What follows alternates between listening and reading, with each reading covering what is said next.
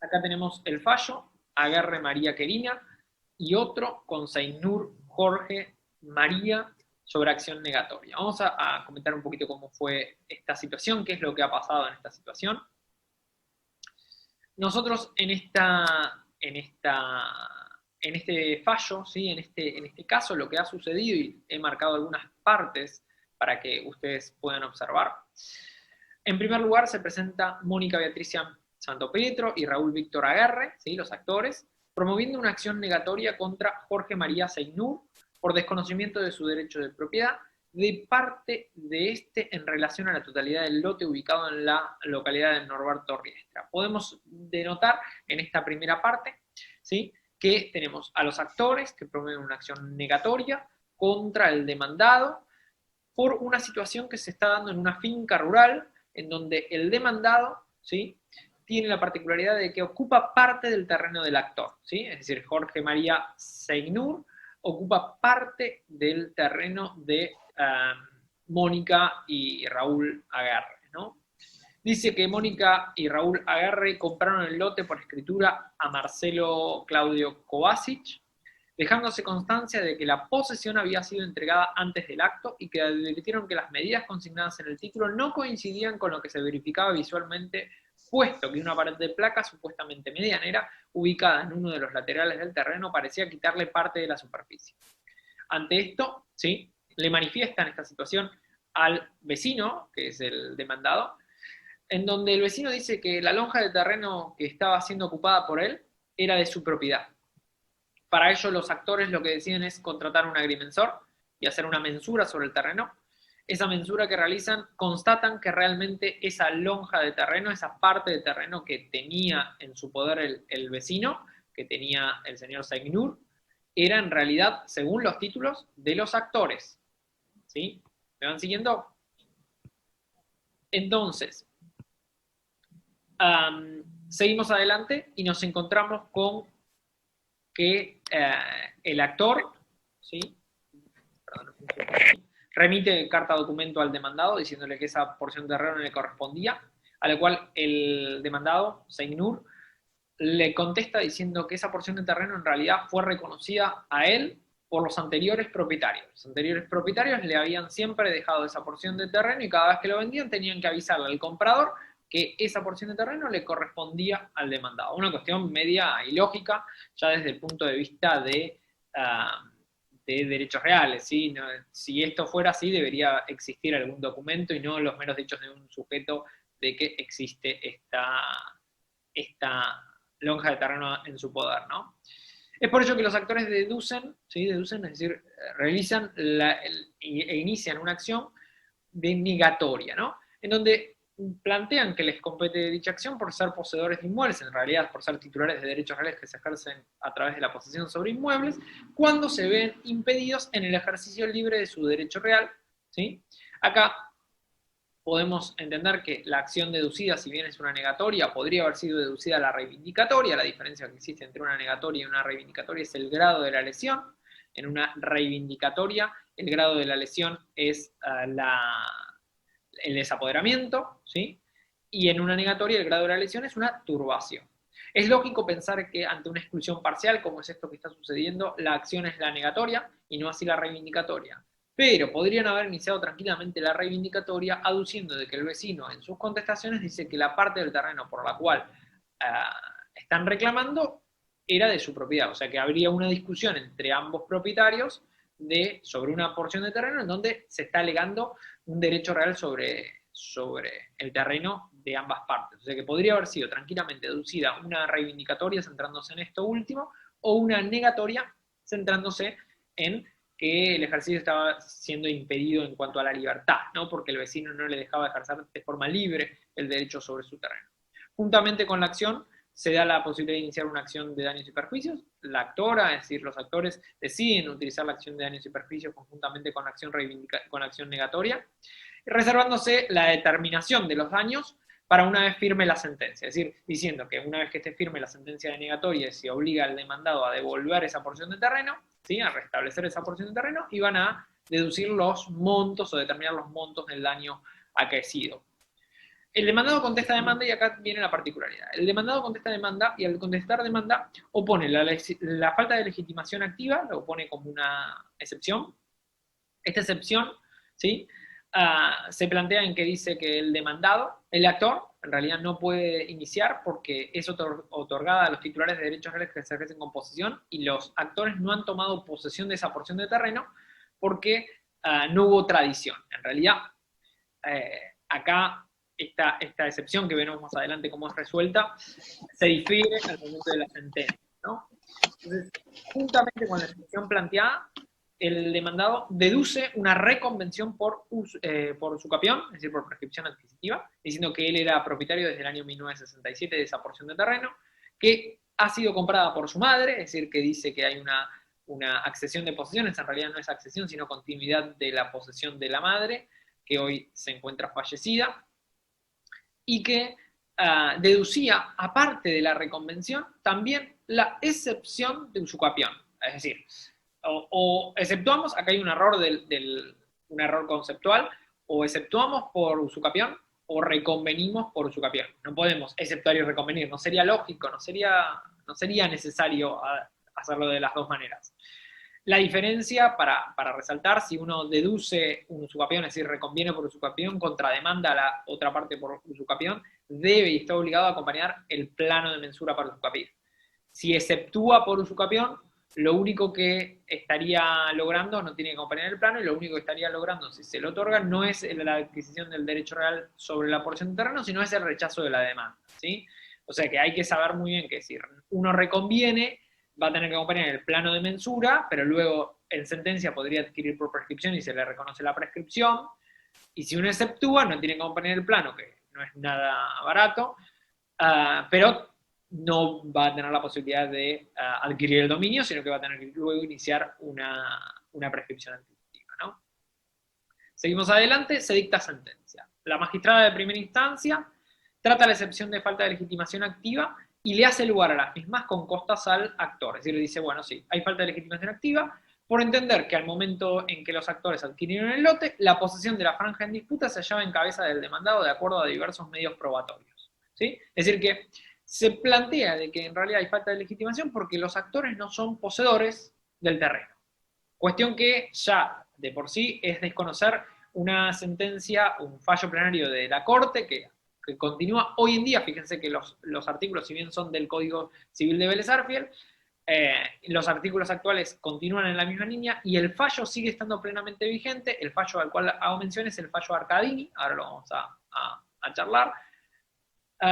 Desconoce ese fallo o desconoce el alcance que tiene ese fallo en materia de derechos reales porque hace lugar a la falta de legitimación activa diciendo de que no hay tradición posesoria y por ende la acción negatoria la rechaza por entender que la acción negatoria es para aquellos titulares de derechos reales que se ejercen con posesión y estos sujetos no tienen posesión, ¿sí? Se plantean eso.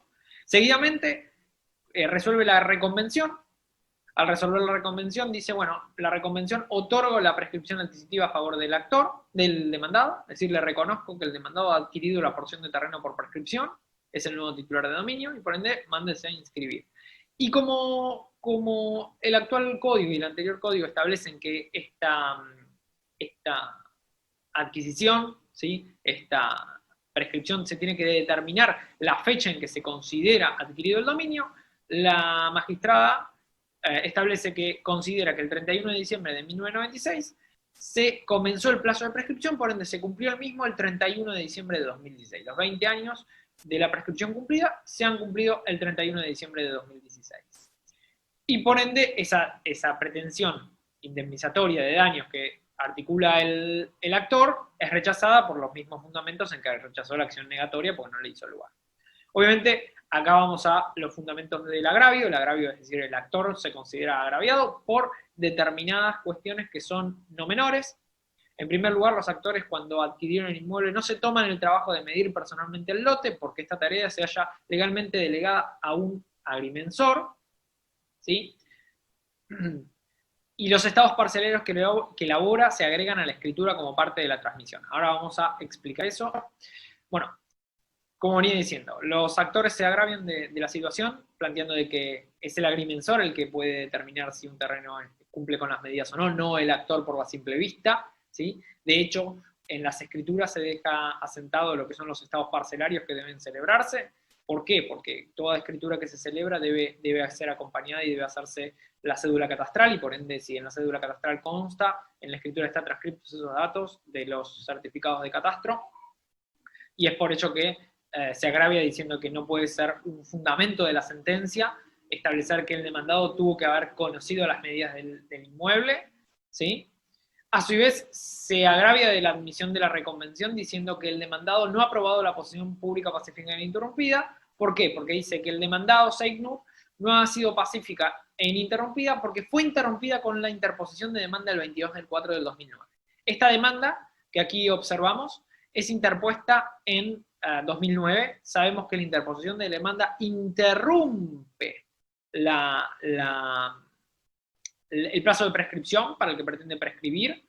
Eso significa que si interrumpe, no puede nunca haberse computado tiempo desde el 2009 al 2016, como la magistrada había entendido que esos 7 años se computaron para la prescripción. ¿Por qué? Porque ha sido interrumpida. La interposición de demanda, ¿sí? Por más que sea, y esto hablo del código actual, por más que sea interpuesta una demanda que no es una reivindicatoria, es decir, una demanda que no es en cuanto a materia correspondiente, o una demanda que no es interpuesta ante el juez competente, o una demanda que es interpuesta de forma extemporánea, en cualquiera de todas esas, el código es totalmente amplio al decir que la demanda interpuesta lo que produce es la interrupción del plazo de la prescripción. Ese plazo de prescripción se interrumpe. Lo único que tiene que probar el actor para considerar, por más que haya cometido errores al iniciar una acción u otra acción, supongamos que haya cometido en este caso, en vez de iniciar la reivindicatoria, inició la negatoria, por más que haya cometido ese error, lo único que importa es que el actor que interpone la demanda pruebe fehacientemente que en sus pedidos está reclamando el terreno de alguna forma o de otra. Y acá vemos cómo está reclamando el terreno, porque está reclamando una porción de terreno sobre el mismo. Seguimos adelante y acá vemos ya las opiniones de los magistrados de los camaristas, ¿no? En donde se establece el tema especialmente tratado por el plenario de Arcadini, este que habíamos nombrado antes, que es el comprador de un inmueble a quien se le ha otorgado escritura traslativa puede, aún antes de la tradición de la cosa, ejercer la acción reivindicatoria contra el tercero poseedor de la misma. Es decir, no interesa que no haya tomado posesión, porque podría, ¿sí?, iniciarla como un cesionario del titular registral. Es decir, el titular registral seguiría siendo, el titular anterior seguiría siendo el que tendría la posesión y ha cedido todos los derechos y acciones correspondientes a esa propiedad al adquirente. Esto es lo que dice el fallo. El fallo de Arcadini deja que los cesionarios y los compradores, a los cuales, si bien no se les hizo la tradición, sí se les hizo la escritura traslativa de dominio, es decir, se ha inscrito en el registro de propiedad inmueble la escritura, pueden iniciar la acción reivindicatoria. Y como hemos visto, la acción reivindicatoria, si bien entre la reivindicatoria y la negatoria, la única diferenciación que existe entre ambas es el grado de la lesión, porque es otorgada a los mismos sujetos y contra los mismos sujetos, podemos determinar que este fallo es extensible hacia la acción negatoria, ¿sí? Continuamos con el fallo. Bueno, explican todo esto que es el fallo de Arcadini, y terminan diciendo que estos argumentos esgrimidos en relación a la acción de reivindicatoria son aplicables a la acción negatoria. Es que, como dice la sentencia apelada, entre una y otra acción existe solamente una diferencia de grado. Para que podamos intentar la reivindicatoria es preciso que se nos haya impedido enteramente usar de nuestra cosa, es decir, que seamos privados de la posesión, que haya desposesión. Todo ataque de una importancia menos grave basta para darnos la acción negatoria. Es por eso que se centran en la acción negatoria y no en la acción reivindicatoria, aunque el Código Nuevo va a establecer que ante estos casos debería ser la reivindicatoria y no la negatoria, pero esto está planteado desde el Código anterior.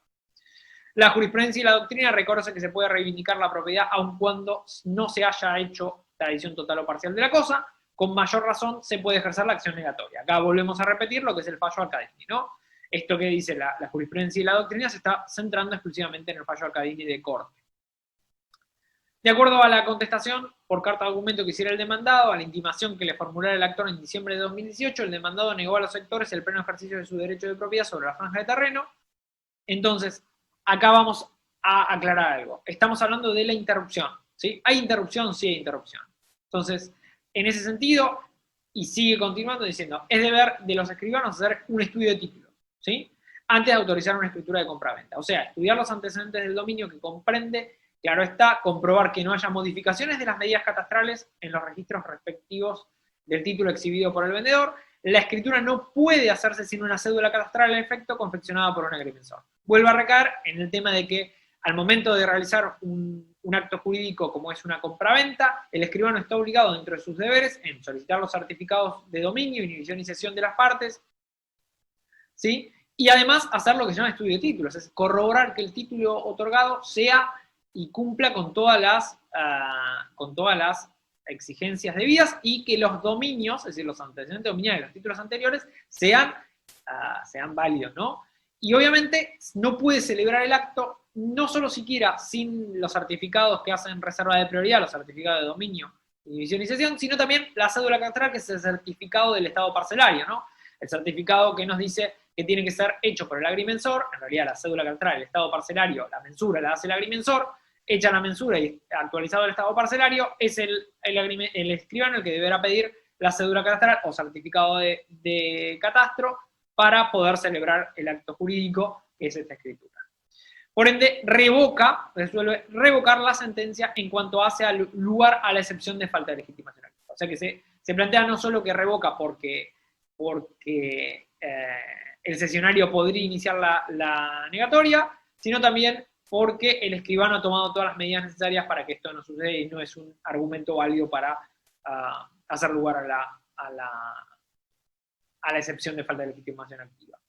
Después tenemos el tema de la interrupción, esto es lo que hablábamos de la interrupción, ¿no? Que la sentenciante ha dado por probado que la posición del demandado comenzó en 1996 y que los 20 años se cumplieron el 31 de diciembre de 2016. El apelante, es decir, el actor, cuestiona esto diciendo de que la mera interposición de demanda el 22 del 4 del 2009 tuvo efectos interruptivos. Y esto es cierto. La interrupción de demanda, la presentación de demanda interrumpe el plazo de prescripción, por ende no podría cumplirse, no se computa el plazo del 2009 al 2016, por ende si la preopinante, es decir, la sentenciante, en 1996 considera que se empieza a poseer, al 2009, que sería la interrupción de demanda, la interposición de demanda, interrupción del plazo, tenemos 13 años, no llegamos a los 20, o sea que mal podría entenderse que se ha adquirido el dominio en esa época. Es así que llegamos al final, ¿sí? Se hace y termina revocándose esto, vamos a los votos, no importa esa parte, dice revocar la sentencia en cuanto a la excepción, revocar la sentencia en cuanto hace lugar a la reconvención por prescripción y hacer lugar a la acción negatoria entablada de forma tal que el demandado, ¿sí? el señor Seignur, en el plazo de 10 días de notificada deberá entregar la plena posesión de la franja de terreno de 113 metros 56 centímetros, centímetros cuadrados, ¿no? En sí, la demanda, ¿sí? Es decir, que otorga la restitución de la franja de terreno que estaba siendo ocupada por el demandado y se le dará, ahora sí, la posibilidad al actor que se había reservado la posibilidad de la acción de daños de reclamar todos los daños ocasionados. Recuerden que la interposición de la acción de daños sí prescribe, por ende muchos utilizan la acción reivindicatoria, la acción negatoria y conjuntamente acompañan la acción de daños y la dejan suspendida hasta la sentencia de la acción petitoria.